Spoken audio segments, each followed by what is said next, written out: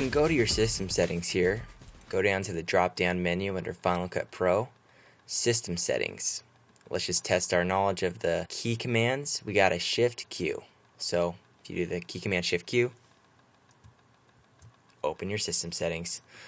And so here, scratch disk is the first folder. And let me explain this really quick. If you already know how to import, then you've probably heard of the scratch disk, where it saves all your footage. And your scratch disk usually has a message if it can't import, and it says, hey, you need to set up your scratch disk and see where we're saving all the footage. So that's what a scratch disk is. It's where your footage is saved for a certain project. You can set that by hitting the button. I've got mine set to my Lacy drive, and choose.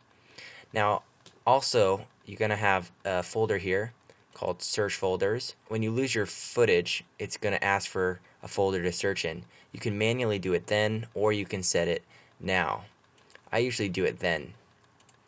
Memory, this is an important button because your application, right now I've got Final Cut using 100% of my memory. Now that can be good or that can be bad. If I'm trying to run a lot of other programs, my computer's going to have a hard time. So then you could set it to maybe 80, depending on how much you want your other applications to use. But also your still cache, that is going to be set a little bit lower than your application use. And also playback control, you have your regular, safe, unlimited. I'm going to get into this a little bit later in the program.